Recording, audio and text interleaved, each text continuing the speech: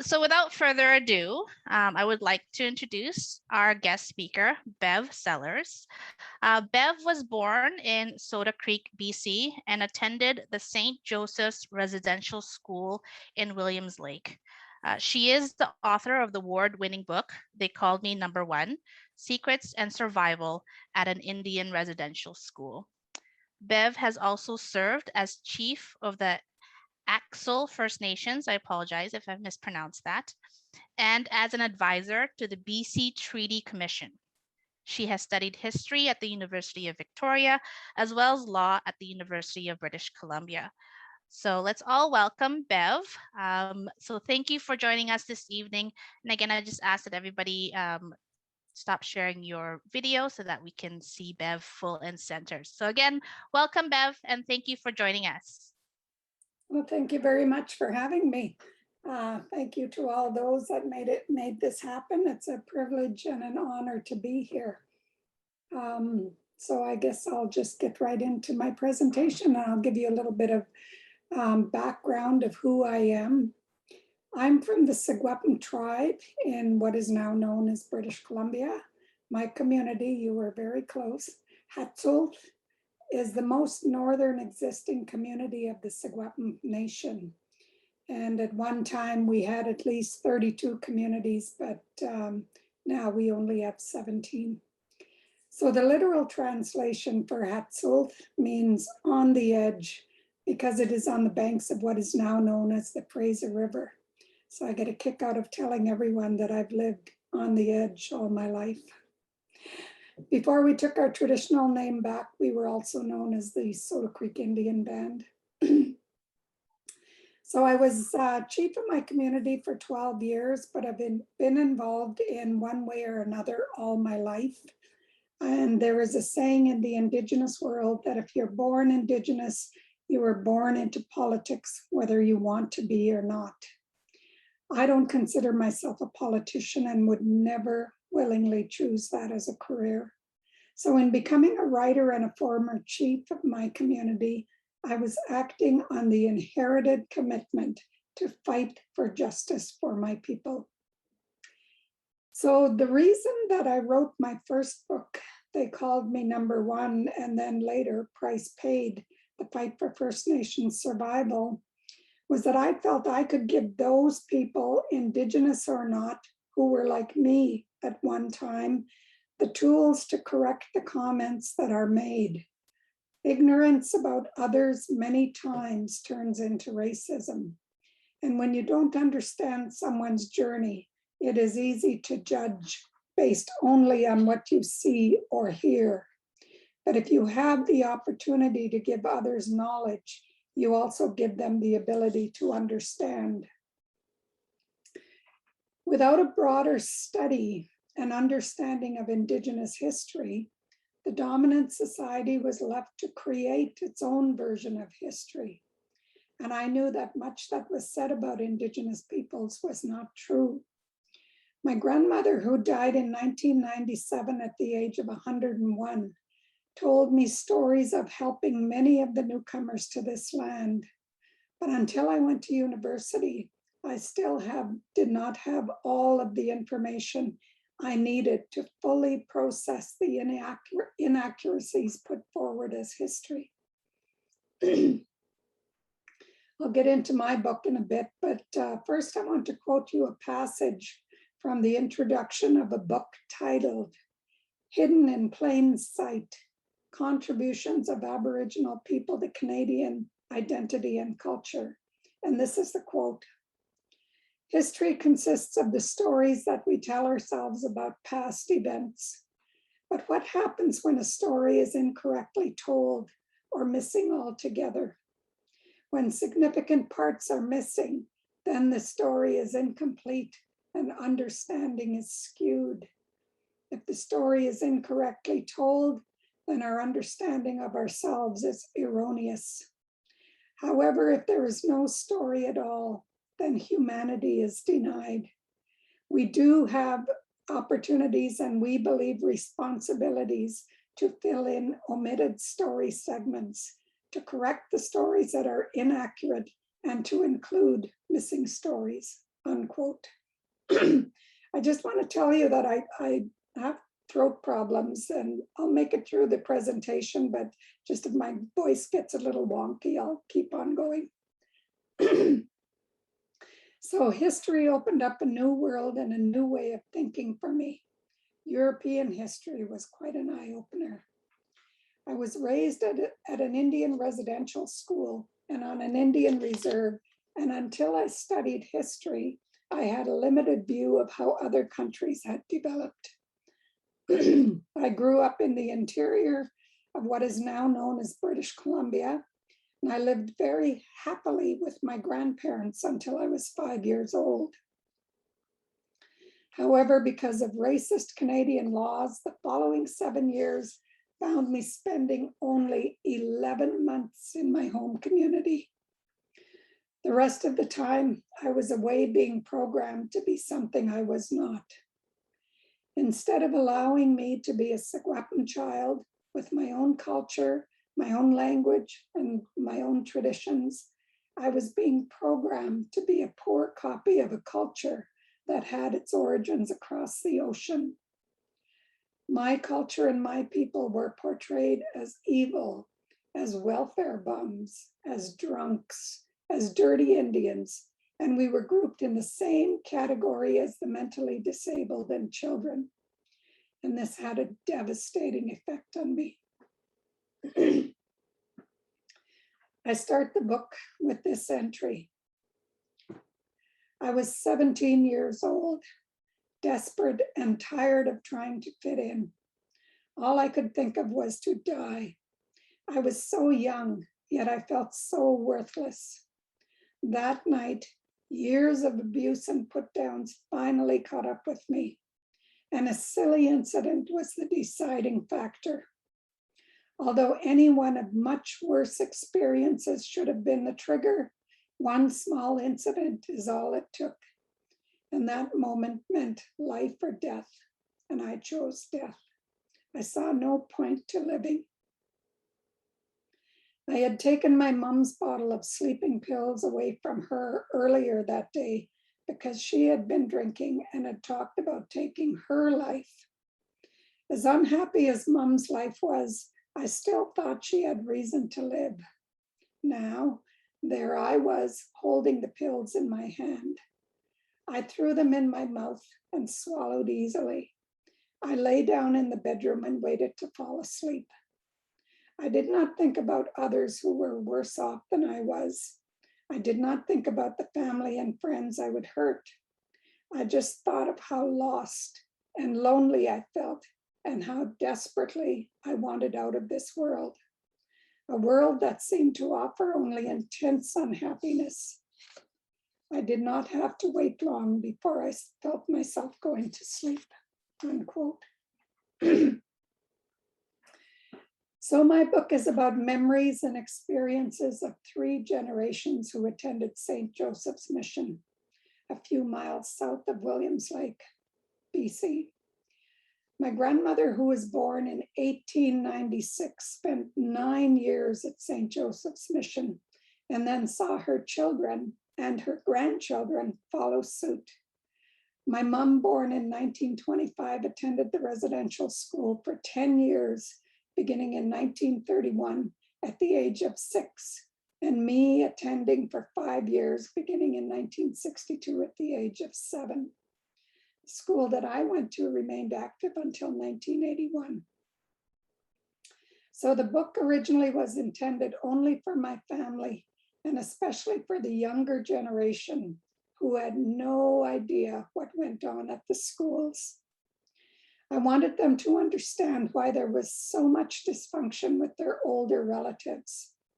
Even my husband, Bill Wilson, who is described in the Canadian Encyclopedia as being the leading theorist in British Columbia Indian politics from 1970 on, and was influential in every major development, did not know what happened behind the closed doors of the schools. Both Bill's parents had gone to a residential school at Alert Bay, but they did not tell him about their experiences there. And even with Bill's 30 years of upfront involvement in Indigenous politics. He was stunned when he read my notes. I understood his ignorance of the schools because my situation was similar. My children knew that my grandmother, my mother, and I attended the schools, but no more than that. I talked to my grandmother and my mother and others who had attended the schools because we didn't have to explain to each other all the painful emotions that were a result of our time there. It was as if we shared a secret society. We all knew of the pain we carried and we knew the reasons why. And when I first started speaking to others who had not attended the schools, I couldn't do it without breaking down time and time again, but it has become easier. Bill encouraged me to turn my writings into a book for everyone to read. And at first, the thought of the general public reading my very private notes was unacceptable. But then when I started watching others who had attended the schools and I started to see the negative characteristics that I was trying so hard to overcome, their behavior mirrored mine, and I thought I might be able to help them think about their actions. Also, through my book, I wanted to provide a voice for those who did not make it, like my brother Bobby, or for those who are still alive but have yet to find their voice. I hope my book will encourage them to tell all the stories that need to be told.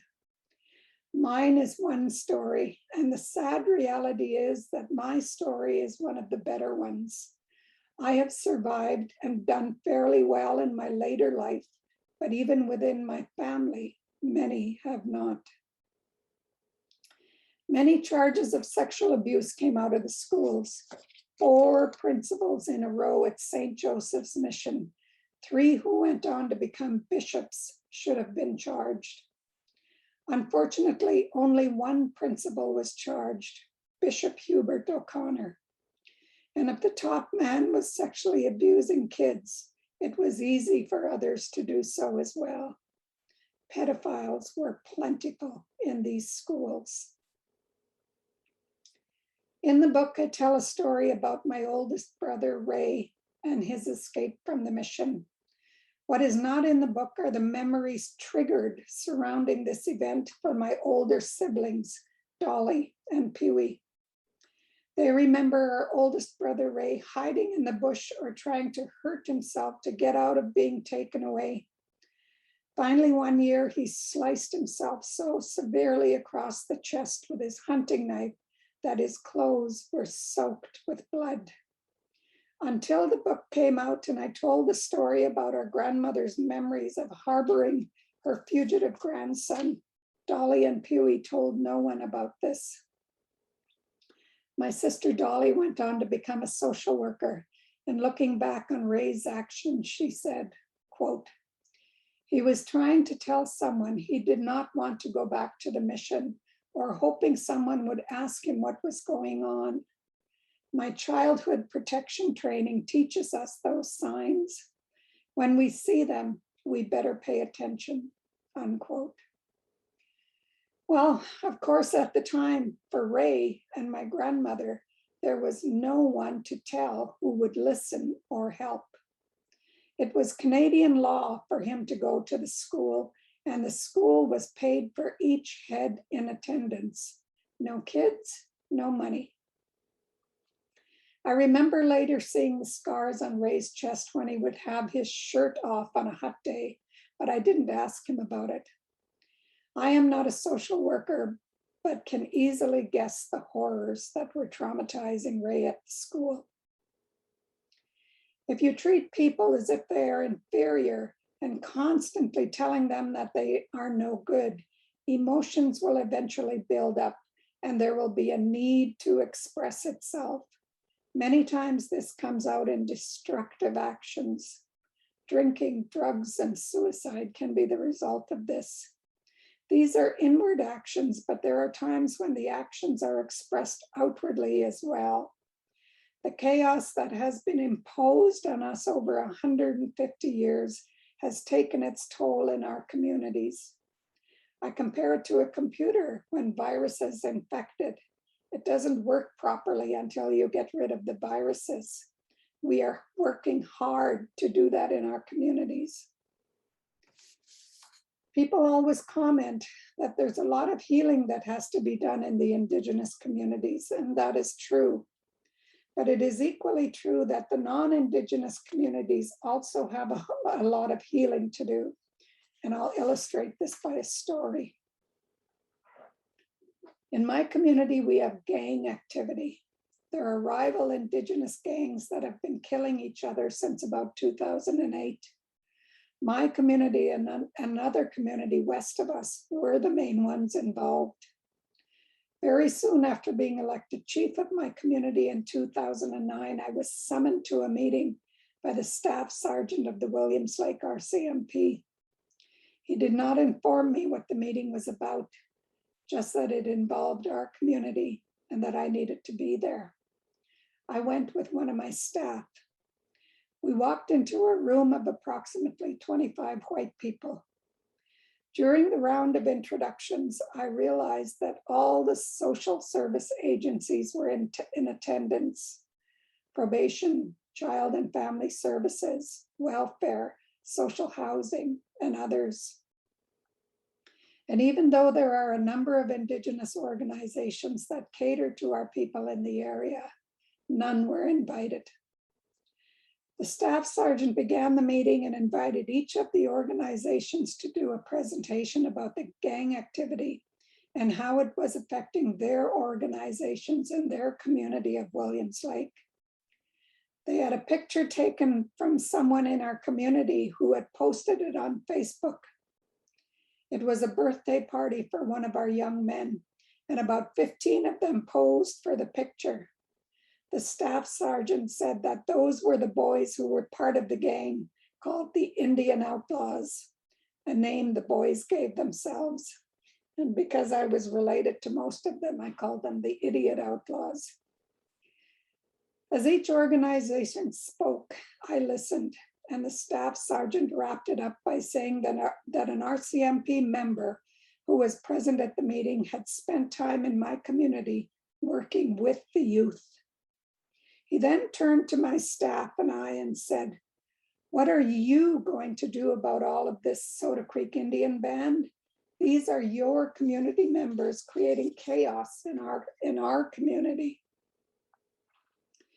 I began by addressing the RCMP officer who said he was in my community working with our youth. I asked him who he was working with and why did I not know he was in my community. The staff member who was with me worked with the youth, and his claim of being in the community surprised her as well. I then addressed the rest of the group, asking them if they ever looked at their role their society played in where my young community members were in their lives. These young people are born into a social system that is set up for failure, and ignorance is a big part of the problem.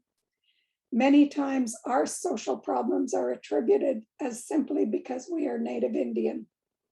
And so I challenged each and every one of those in the room that day who were too lazy to really examine their beliefs. What are you going to do to help change the living situations for these young people? What are you going to do so they won't join the Hell's Angels to get the material things they desire? What are you going to do to help these young people dig themselves out of the social situations they are born into? What are you going to do to change the structure of a society that benefits only people like you? I also informed the staff sergeant that even though the picture he had on the wall were all young men from my community, not all were involved in gang activity. Labeling them all publicly as gang members put up more barriers for them and increased their chances of getting nowhere in life. Not much was said after that, and I left the meeting angrier than I had been in a long time. The staff sergeant came out to see me at my office about a week later. He informed me that the RCMP officer who had said he was in our community started drinking after years of being sober and had even quit the force. He then had the nerve to try to blame me for this. I had many fights with this staff sergeant, but in the end, we started to communicate. He eventually transferred somewhere else and we never became friends, but he helped make it possible for a few RCMP officers to be stationed in our community. These RCMP officers got to know us as human beings and started to work with us. The end result is that today, when we see those particular officers, we see their faces first and not their uniform. It took many years, but for the most part, many in our community for the first time ever can call an RCMP officer a friend. History books, commissions, inquiries, and public apologies reveal that the RCMP, then called the Northwest Mounted Police, were initially formed to deal specifically with Indigenous people. Their job was to displace Indigenous people and move them onto reserves, whether they were willing to go or not. The federal government also brought in the racist Indian Act and used the RCMP to enforce that, as well as removing children from their homes and delivering them to the residential schools. Unfortunately, governments still call in the RCMP first to deal with Indigenous people who are fighting to protect their lands and water from destructive resource extraction practices. Seems it's not a crime to put money over the environment, but it appears to be a crime in Canadian law to look out for future generations. And so the fight for a healthy environment for 7 generations ahead continues. And I am not just talking about Indigenous people. This will affect all grandchildren on this planet, and whether they are born or unborn. And now that the graves of many of the children who died at the residential schools has been revealed, society has to come to terms with this. The horrific finds came as no surprise to many in the Indigenous communities who know firsthand or heard the rumors about these children's deaths. There will be other discoveries now that the technology is there. Every former residential school in Canada needs to be investigated. And we cannot forget the many students like Chani Wenjack, who ran away from the school only to freeze to death trying to find his way home.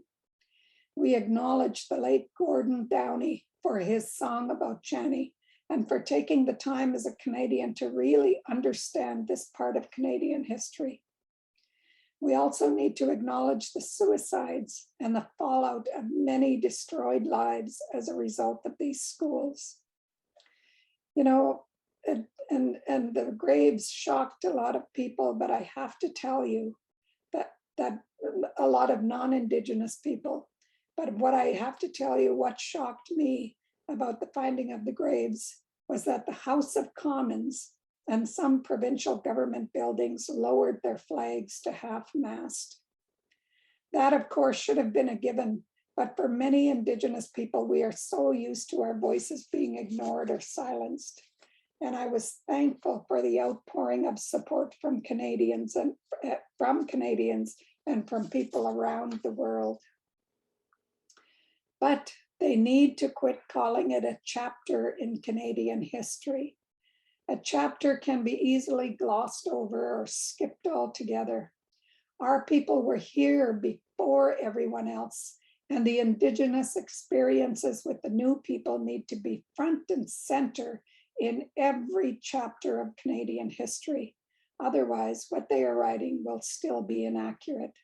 But that's a topic for another day. I have said many times that if you take any race in the world and put them through the same things Aboriginal people have been through, they will end up with the same social problems. Research has proven this to be true. For example, medieval Europe had similar experiences and responses, such as rampant alcoholism, social instability, cultural and moral breakdown, spiritual rejection, as well as profound mental and emotional withdrawal from the trauma of hundreds of years of bubonic plagues. So this is not an Indian problem. This is a human problem. This is the unavoidable result that any race would suffer after years of oppression and or trauma. So as uncomfortable as it may be to hear, those stories and others of those who struggle need to be told so we can examine and understand how society needs to heal. Institutions were built that specifically oppressed Indigenous people and others. Privilege allows the perpetuation of the same institutions to continue to oppress, and that has to change. We can't make the same mistakes in modern times. And I'll just end with a short story. I got a phone call after my first book came out from a white woman who was exactly my age. She said that she knew nothing of residential schools, and it really disturbed her that while I was going to a residential school and being subject to laws under the Indian Act, that she was enjoying everything that Canada had to offer. She went to a public school and her parents were fully involved with her education. She compared my life to hers year for year. She was very upset that a country that allowed her to have so much, the first peoples of this land were denied. She apologized for all that I had been through because of her ancestors. And I told her, as I have told countless others who have apologized to me over the years, I know you are not personally responsible for these laws and policies, but now that you are aware, you have a responsibility to help change the situation. You cannot turn a blind eye to this, because if you do, you will be doing the same thing as your ancestors. And that would be my message to all Canadians. Thank you for taking the time to listen.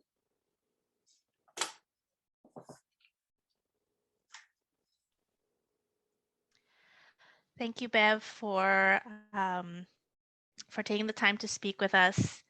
I had the honor of reading your book, and it is, I can't even put words. I'm teary-eyed right now just listening to you. It really is.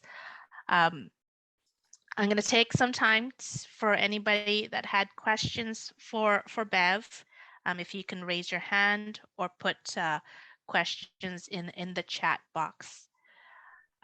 So one question for you, your book came out in 2013. Yes. And really, it's only now that with the finding of the bodies of these Indigenous children that it's really come to the forefront. And it's been 8 years since your book came out.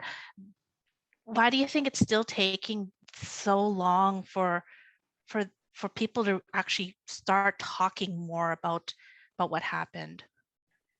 Yeah, it kind of comes in waves. I mean, these, like Kamloops is not the first find of graves at a residential school. There was one 2 or 3 years ago in Saskatchewan, and there was another one in Manitoba. And I think there were about 50 graves at the one in Saskatchewan, but media didn't pick up on it then. And then when we had the Truth and Reconciliation Commission and they traveled around Canada, I was amazed at in Vancouver. They had it at Vancouver and at the PNE grounds. And when I heard where it was, I was thinking, why are they having it there? That's such a big venue, and there's only going to be people that went to the residential school and maybe a few more. And when I went there, I was amazed at how many people went there to learn. I mean, there was a school busload of school kids from Oregon that came up to learn about it. And then I went to the one in Edmonton as well, and the same thing. There were so many people. So, I'm not sure why. And now that like it's kind of gone away, even though it's, they're still out there. The residential school that I went to there, I think they've started looking for graves there. There was about a month ago, I heard that they were going to. And a few years ago, we had a memorial service there, just the people that went to the school. And the elders were pointing to where the graves were of the kids that died at the school that I went to. And they weren't pointing to the well-manicured graveyard with the wire fence. They were pointing towards the railroad tracks. So I imagine there'll be something coming out of there too. And, there's so much happening in the world that, now you have the things in, the Afghanistan. And I think as much as people need to be aware of the Indigenous history and, how it affects their history, I think it's not front and center all the time, but something happens. So I guess there's just so much bad news in the world that I guess people have to decide what they want to concentrate on and how they want to help. So another question for you. In your book, I know your final thoughts, you talked about forgiveness. And you talked about, you said there can be no forgiveness for evil done in the guise of religion, and there can be no forgiveness for racism.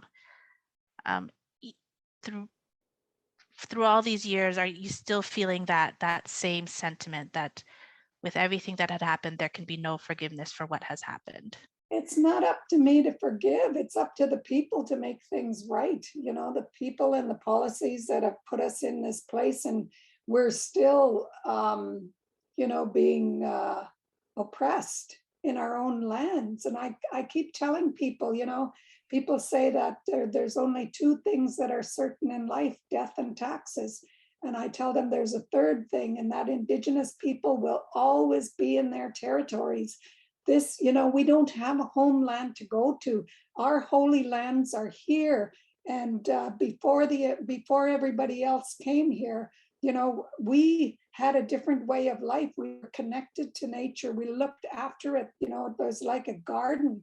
And then so when others came here, they saw it as a land of milk and honey, but they were thinking of it in terms of monetary, and that's put us into a lot of danger. I heard the other day that there's one out of 5 chance of humans being extinct, and probably a whole lot of other being extinct by the year 2100, and so we're still fighting to protect the lands and the waters here. And so we will always be here as long as there are Indigenous peoples in their territories.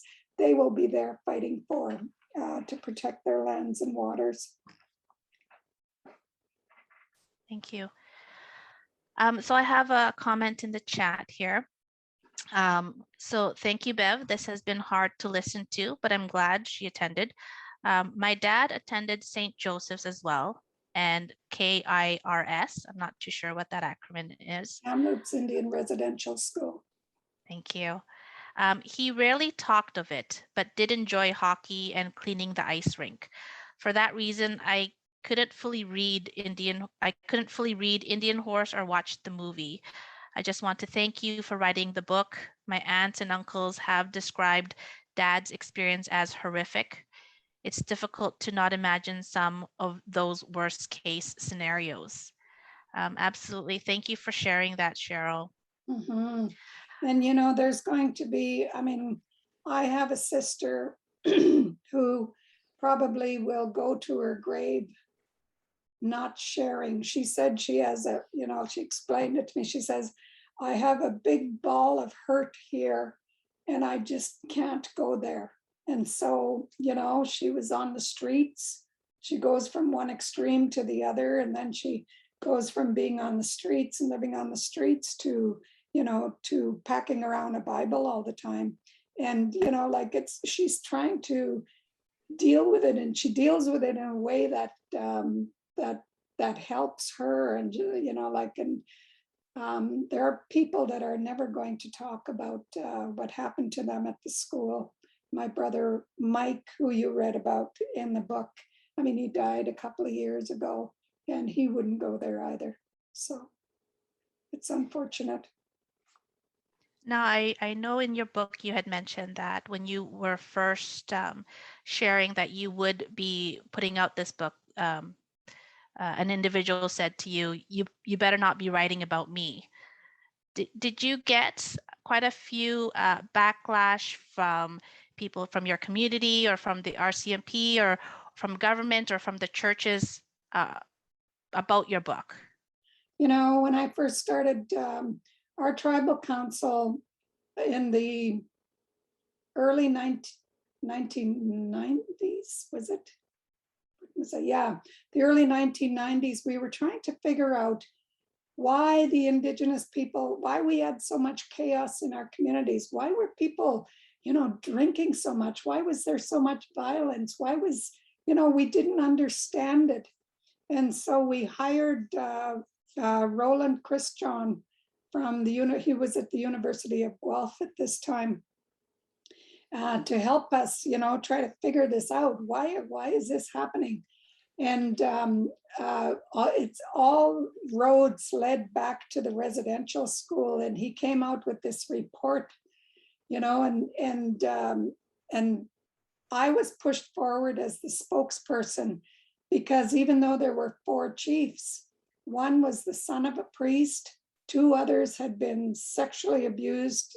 It later came out that they had been sexually abused at the schools. And so they pushed me forward and reluctantly pushed me forward as the spokesperson. And I started speaking out about the residential schools and about the Catholic Church. And that's when I got the hate mail. Oh my God, it was just unreal. So the person that I was talking about was my mom when she said, "You better not be writing about me," or whatever. But she had so much guilt because she, you know, she dealt with a lot at the residential school, and her kids were taken away from her. But after I let her read it, and I went down to my mom's house and I put the manuscript on there, and I told her, "This is my book. Maybe you want to read it." And I know she wanted to talk about the murder that her husband did, and so it was in there. And anyway, I never heard from her for 2 weeks, and so I thought I was going to get a screaming phone call or something, and I didn't get anything. So I went down there, and I told Mom, I said, "Did you read the book?" And she said, "Yeah." And I said, "What do you think?" And she said, you need to publish it," she says. So she was the one. But then when the book was coming out, I was fully, those are my grandchildren on the front cover. And I was fully expecting to get the same kind of hate that I did when I first started talking about the schools. And I was surprised how much support there was from, I have not received one negative comment. And I was thinking, why is that? You know, like what happened between the first and when the book came out? And when we first started talking about the church, and then after that, and the Vatican, we were on the Vatican's radar, the RCMP told us when we were talking about them. But I think we gave permission for others in the Catholic Church and in the Boy Scouts and in the schools, you know, orphanages. I think we gave them permission to start talking about the abuses as well. And so by the time my book came out, you know, because we were the first ones, and because we were Native, they probably thought we were full of baloney, but, you know, our stories were confirmed by others. And so by the time my book came out, I've had nothing but support for my book. Not once have I received any negative comment. So that's good. It was an awesome read for myself. A lot of eye-opening things that I read. And it had some funny tidbits in there as well. So for anybody that's thinking about reading Bev Sellars' book, I strongly would recommend it. I remember one part of it, you talked about some of the happy memories, and you talked about sharing gum.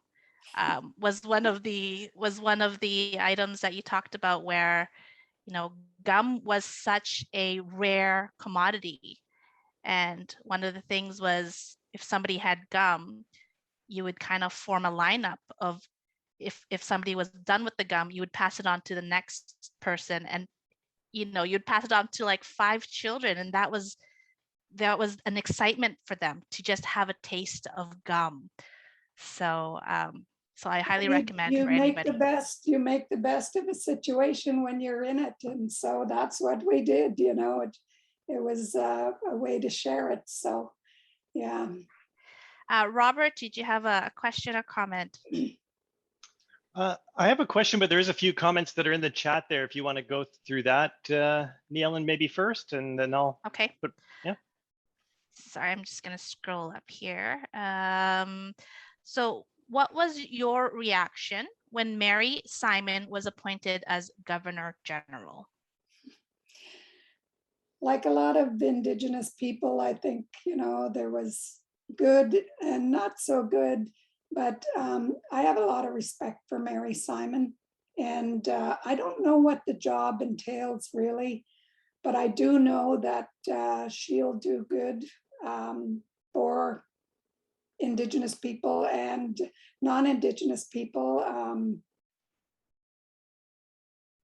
Yeah, I was happy and not so happy. So, and I don't, she's a true Inuit person, and there are certain people that work in the government that I know are there because they want to try to change things from the inside. And I would suspect that that's what Mary is hoping to do. And I can pretty well guarantee that even though she has to work with the Queen, she doesn't regard the Queen as her queen. So I missed one. So it says, "Hi, Bev. I'm Dolly Ablett." I hope I pronounced that correctly. My mom's from Soda Creek, and I grew up north of there on the west side of the river. I'm not sure that I have met you personally, but I know many of the families there, and I want to acknowledge and thank you for coming to share your history and put a face and words to what happened. My granddad was Freddie Rankin, my grandma Rosie Robbins. You have so much courage and are an inspiration to many. Many hugs to you. What are your plans for the future? first of all, I just want to say that now I know who you are, Dolly. Freddie, the Rankins were, they have blood from Soda Creek. And yeah, so plans for the future, let me see. Well, I will continue to speak out. I mean, I think everybody, I think my most important role right now is being a grandmother. I mean, we have to look out for the future of all our grandchildren, not just Indigenous grandchildren. We have to look out for all of it. And I think I have a responsibility to keep speaking out about the environment and about, I work with the Indigenous Leadership Initiative.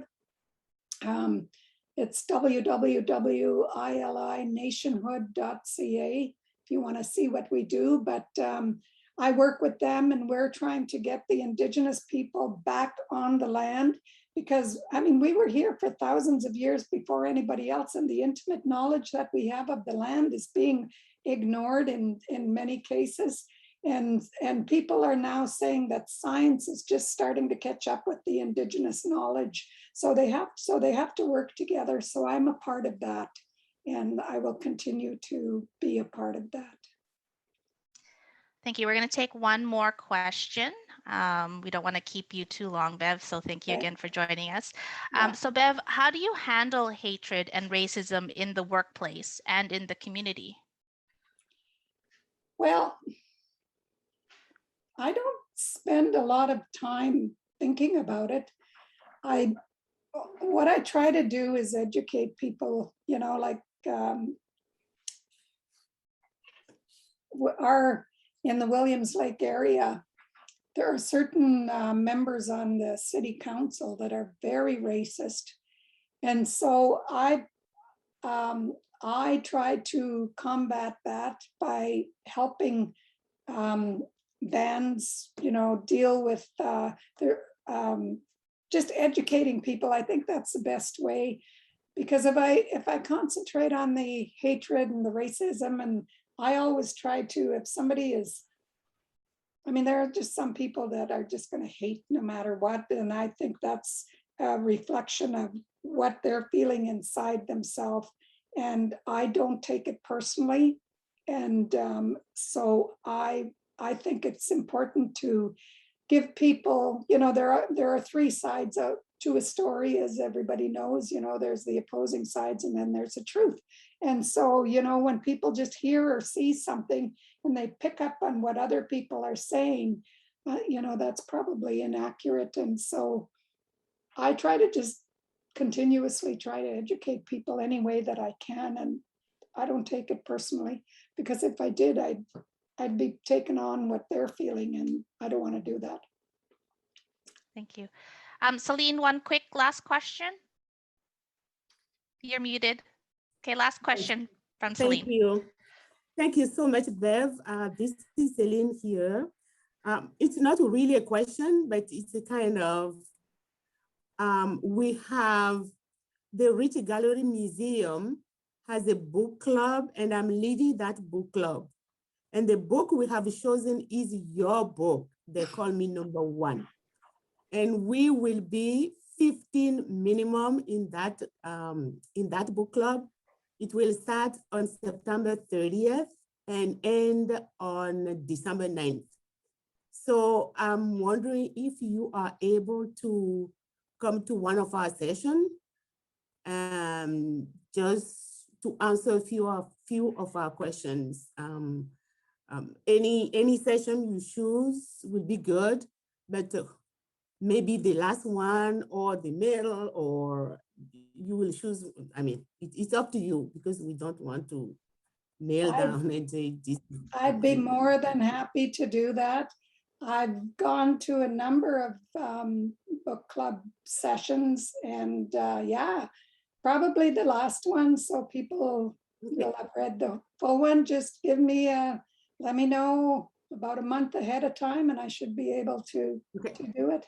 Yeah, I'd be happy to. Okay, so the last one will be December 9th, a Thursday, December 9th, from 7 to 9. But I will email you. Robert, send me your emails. I will email you. Robert Thank has you it. so much. Yeah. Thank you. All righty. Yes. Okay. Sure. Thank you. All righty. All right, Bev, any last comments before we sign off to you? And again, we thank you for telling us your story. No, thank you for taking the time to learn about this. I think it's important. And, I keep thinking about when I was in one of my history classes, and before I used to be always really upset. That people would, they come here and they take everything and blah, blah, blah. And I used to be really angry. And in one of my history courses, the prof got us to read a book. It was called Under the Ribs of Death. And it was about an immigrant who came to Canada because he was being persecuted in his own country. And he came here and changed his name and everything. And I read that book, and I was so, it changed the way I thought of immigrants. I wasn't angry at them anymore. And I know that there are parts of the world, where people just have to get away from. And so, and then after I read that book, and I was watching this couple from India, older couple, I was sitting in my car waiting for somebody, and they were slowly walking down the sidewalk. And I was looking at them, and I was watching them, and I was thinking, if my grandmother had to leave a country she loved and go somewhere else for a better life, that would break her heart. So, understanding takes away, because I was obviously angry about certain things, but after thinking about it a different way and learning about the things that people have gone through, you know, and I think that's what we all need to do is learn everybody's story. So thank you for having me.